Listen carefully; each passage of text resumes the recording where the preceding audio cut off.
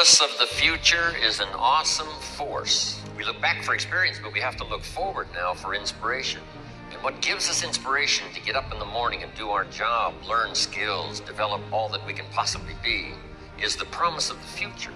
And it can be so powerful that it can overwhelm any adversary you might have, any difficulties you might have. Here's a key phrase: reasons make the difference in your appetite and zest for taking on the challenge, doing the job, becoming successful.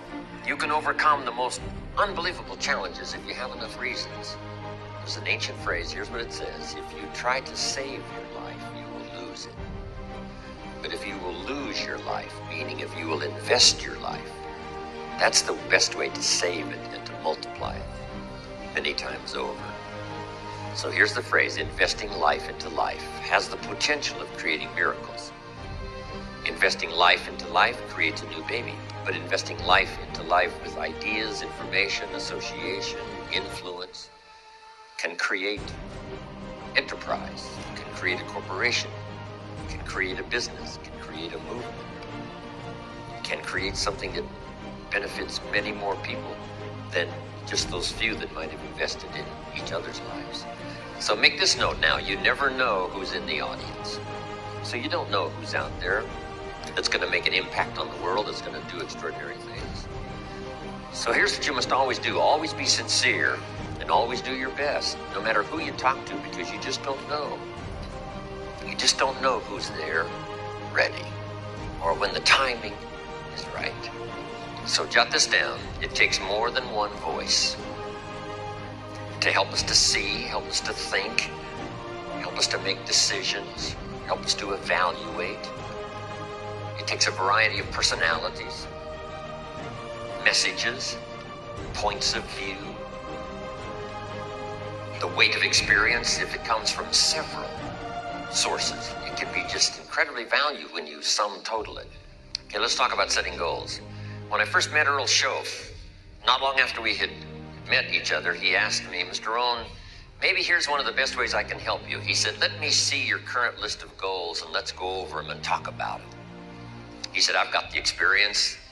And he said, "Let's do it." And I said to him, "I don't have a list." He said, "Well, if you don't have a list of your goals," he said, "I can guess your bank balance within a few $100s, which he did. And I thought, isn't that something?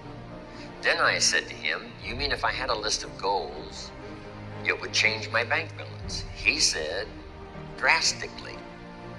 So that got my attention. And all those years ago, I learned how to set goals.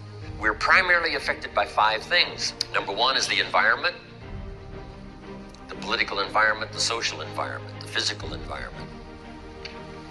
Whatever surrounds us affects us: the city, the country, the countryside, the village, the office, the people. We're constantly affected and shaped by our reaction and decision making. A lot of it depends on the environment. And for the physical environment, we all need to pay attention to that. Make every contribution you can. It's one little small planet.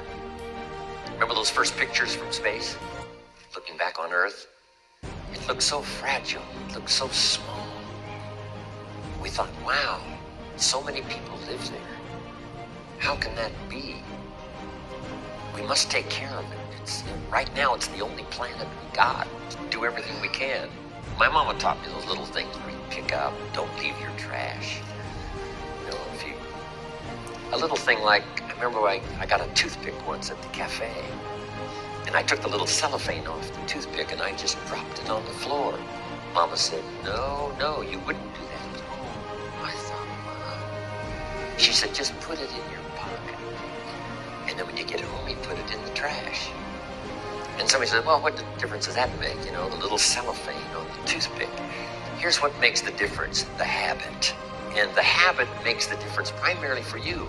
Now, yes, it makes a contribution, and a little small contribution by not leaving trash.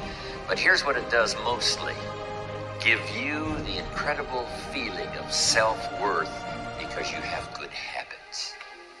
That's the deal. The habit of turning out the lights when you're finished with your hotel room. You leave the hotel room, turn out the lights.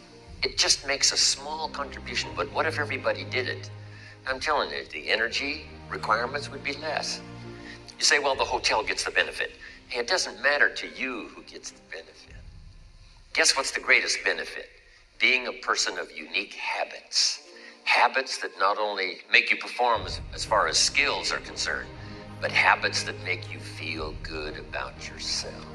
If it's so easy to do, why not do all the easy things that make a contribution? And who knows what the total contribution could be if we all did it. But even if everybody doesn't, if you do it, and if I do it, it just makes us better human beings. It makes us feel better about ourselves. And if I know you do it, it makes me feel better about you. And if you know I do it, I think it makes you feel better about me. Here's 2 excellent questions to jot down. And this is for mature people now, because these are kind of tough questions, especially one. Here's the first question. What's got you turned on